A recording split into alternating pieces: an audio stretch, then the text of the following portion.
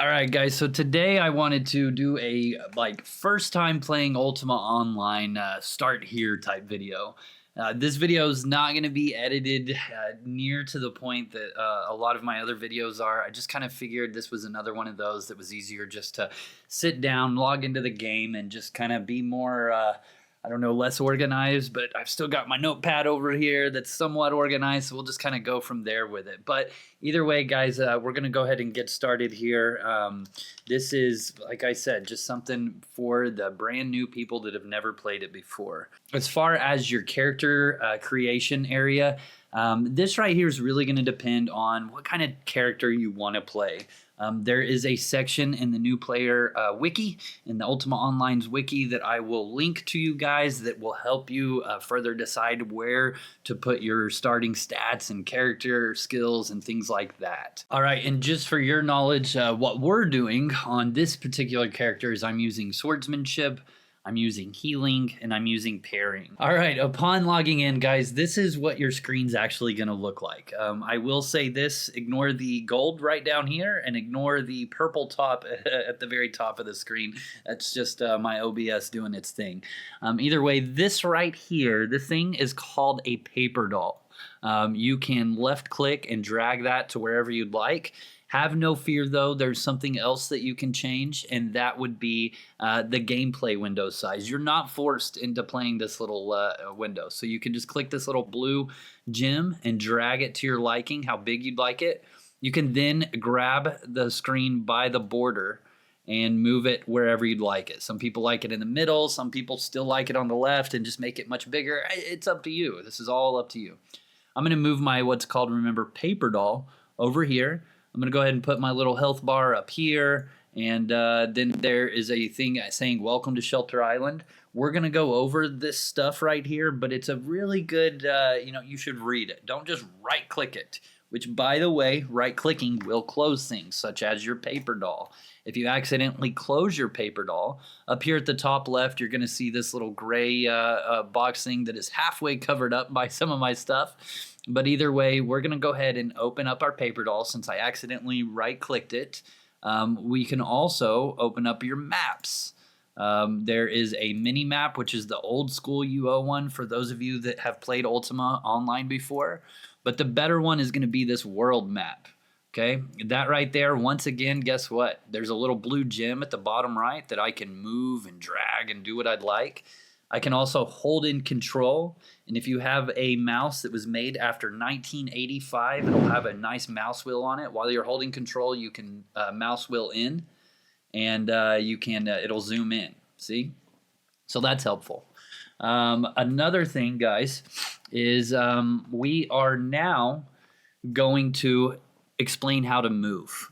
You've got this, your cursor is a plate glove, right? And you just always pointing his finger out. He just always got the number one out, saying that Pwn Star is number one. Yeah. Please like and subscribe. That's what it says. Remember that when you see this metal glove on your cursor for the rest of your UO career. Either way, if I right click, I'm going to go ahead and just kind of like point in the direction that I am, that is going towards. If I'm already pointing that way, he's going to take one step forward. I can hold it down and see I'm moving. Whatever direction that pointer finger is going is the direction that he's going to move. Now, here's another tip. If I move this mouse further away, look, now he runs. And he's slow again. And he's fast. See? So that's how you move around in Ultima Online. The next thing that we're going to talk about is, once again, in your paper doll. This thing right here is your backpack, your inventory. You can open this up by double-clicking it. Once again, it's going to have, it's going to bring this up. You can left-click and drag it wherever you'd like it. I usually put mine down here on the bottom right, but today my webcam's over there, so we're going to go ahead and move it right over here to the right. Another little quick tip is that on your paper doll, you'll see this little bottom arrow here. What this is going to do is it's going to further extend your equipables, okay?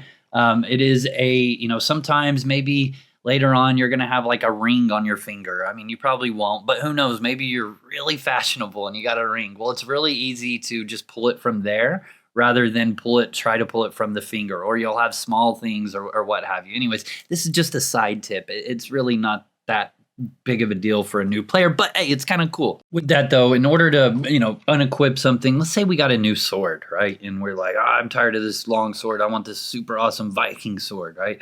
You just left click and you're going to drag said weapon into your inventory, whether you want it directly placed somewhere or in another container inside there, or if you want to make it easy, just put it straight in to your backpack like that, right? And it'll just randomly pick a spot. In order to equip something, let's say we're going to equip this dagger, which we definitely would not do, but for practice right now, we will do it. But you would left click it, drag it.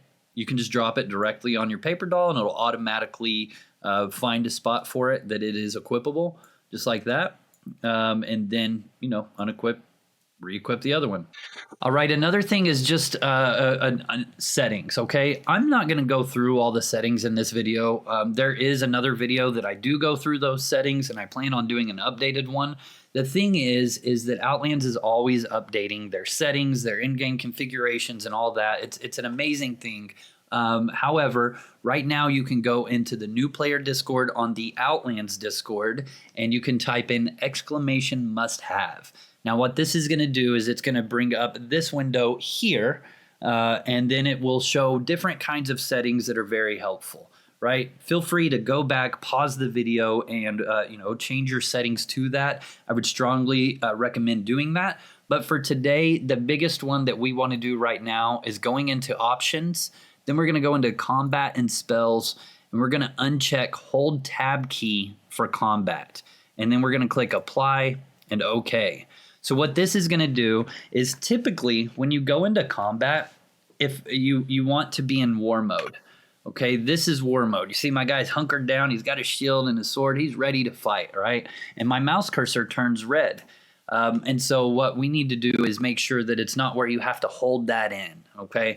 That's just very annoying. Your guy will stop attacking. It's just silly. So we're going to disable that command. But before we get into combat, there are a few things that we need to go over, okay? The first off is opening doors, okay? So we already know how to move, right? So let's move on into this little area here. If you notice, it automatically opened the door. That makes it easy, right? Well, what if I want to close the door? I'm just going to simply double click it and it's going to close, okay? This will come in handy later on if you walk into your guild house. A lot of times they're like, shut the door behind you. Well, this is how you actually do that. Furthermore, sometimes that automatically open door will not actually open. So you need to go ahead and double click it at very rare, but sometimes. Next thing is merchants, okay? If you left-clicked an NPC, it's going to give you a couple options. Open their paper doll, buy, and sell. Now, you can buy different things from them. It'll bring up this shop inventory list right here. Once again, there's another blue gem, which means I can drag this to make it, expand it quite a bit further. Through here, it's going to give me a list of what the item is, how much gold it costs, and how many he actually has on here. Now, this particular NPC, he has nothing of value to us at this point in the game. And so in order to, if you guys just saw, I closed that. It's just, once again, another right click, just like earlier when we accidentally right clicked our paper doll. All right, now here is another NPC, Marty the Healer, okay? And so what we're going to do with Marty is he can actually train us in anatomy, healing, forensic evaluation, spirit speak, or wrestling. Now, I already did healing for one of my starting skills, so I don't really need that. I will probably need anatomy. If you guys refer back to the wiki, you can read a little bit about anatomy and what it does, as well as every other skill in the game. In this case, though, anatomy is going to increase our damage, and it's also going to increase our healing done, as well as give us a more that's irrelevant right now. Either way, we're going to go ahead and train anatomy, and you'll see that, hey, I'm going to teach you everything that you need to know for this. You just got to pay me 500 gold. Okay, well, I don't have 500 gold. But what they do in this game is they give you training credits, indeed, for 1,000 credits, okay? So that will count for the 500 credits that I need. I'm going to go ahead and drag that right onto him. This little gump here is going to pop up, and I can decide how much of my training credits I want to use. So I'm going to go ahead and use all of them. My current skill value is at 0. My maximum skill value is at 50. Let's go ahead and use them. Boom. Look at that. Now our anatomy skill is 50. Heck yeah, that's awesome. Another thing back on the buying and selling is talking about items to sell. Most of the time you're going to have nothing that the NPCs are interested in. However, as a new player, I would suggest making sure you pick up all the gems, and then you can sell those gems to a jeweler. Later on down the road, you may want to hoard those gems and sell them to a player character. They'll buy them at a significant value higher than what an NPC merchant will. If you want to, go ahead and save them now and sell them to a player, but the amount that you're going to pick up is going to be very little, so it's going to be hard to find somebody to come see you to buy 10 or 12 different gems, right? They typically want to buy them in bulk. Also, magic items. Especially down here where we're about to go, the magic items are very poor in quality, and honestly, you're probably better off just selling them to a vendor. Now, you can do that now. Later on, you'll want to ID them. You'll want to either recycle them for something called magic essence, which in other videos I talk about, but for now, just go ahead and sell them to your vendor. What this is going to do is this is going to create a nice little nest egg for you of generating gold. Obviously, just like in every other game, gold is going to be something that's going to help you get a good foothold in the game. All right, so here we are right where we started, right? We've learned about merchants. We've learned how to move. We've learned how to open doors. We've learned how to open our map. There's another thing that we need to learn how to open, and that is our status bar, right? This right here is going to show you your hit points. It's going to show you your mana bar, your stamina bar, how much strength you have, dexterity you have, intelligence you have. Your strength is going to be also how many hit points is your maximum. Your dexterity is also going to be your stamina maximum, and your intelligence is going to be your mana maximum. Now you can have 225 stat points max. Keep that in mind. It'll also show right here your control slots available. If you're a tamer or a summoner, then this is an important thing for you. It'll have your armor class. Now all I have is a nice little wooden shield. That's worth a whole whopping 4 armor. It's going to show my weight, 38 out of 222. This can be increased by both my strength as well as a skill called camping. It's going to have duration left on a food buff. My murder counts, that's right, murder counts. You can murder people in this game. If you kill 5 people, you'll go red, which means you're a permanent murderer, and you won't be able to go into any towns except for the murderer town called Corpse Creek. It'll have your damage range. It'll have the amount of gold that you currently have on your person. It'll have the duration that you're still a criminal. Now, you can steal from people if you have the stealing skill. You can also, like I said, attack people. You will flag as a criminal if you do either of those actions, and this will give you a period of how long that you are still a criminal. It'll give you how long you have until your murder counts wear off. That's right, you can have your murder counts wear off, so if I kill 3 people and then I wait a certain period of time, maybe I'm down to 1 murder count, right? So it is kind of viable to sometimes kill somebody and take their stuff. It'll have how long you're flagged for PvP, and what that means is that if I'm flagged for PvP, I can't necessarily leave a dungeon immediately. More on that in other videos, but you kind of get a general idea. Down here at the bottom right is your bandage timer. Now, the less your dexterity is, then the longer duration it's going to take for your bandage to go off. Keep that in mind. All right, now that we've figured all that out, we're going to go ahead and get into some combat, right? That's why we're playing this game, is to kill monsters and kill people, right? So, you guys remember how to walk. We're going to go ahead and go up here to the left. We're going to use our map, and we're going to see this spot on here called New Player Dungeon. And you'll see a red skull and crossbone, and that's saying, hey, there's a dungeon here. This right here, in case we die, is an Ankh. There is also a healer in here. And this guy right here, oh, look at that. Double click to open the door. This guy right here, if we do die, he will heal us, bring us back to life. What we're going to do is we're going to go on down in here, and we're going to be instantly greeted by some mongbats. Oh, look at that. They're automatically attacking us. So what I want to do is I want to left click and drag. What this is doing is this brings up their health bars. I can then drag them to wherever I'd like. I can hit tab. Remember, I don't have to hold it because we changed that, and double click the monster. At this point, my guy's going to start swinging. He may already automatically start swinging. and defense against them, and then they're going to die. On the left here, you're going to see that different skills increased. As of right now, tons of skills are 0, they're low, they're gaining fast, it feels great. Also, Shelter has an increased skill gain. So that's why you want to stick it out in Shelter in the dungeon for as long as possible, killing everything as well as looting everything.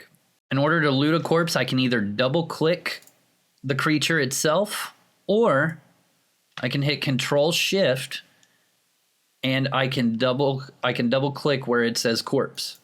Okay, it brings that up. I can drag the corpse over. There's 12 gold, hit OK, and I can just simply move it into my backpack. Right click that first corpse, under there is another one.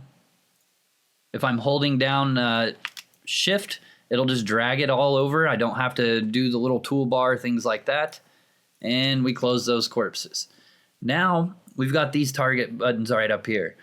I don't want these up anymore. I'm just gonna hold in Alt and right click it. And guess what?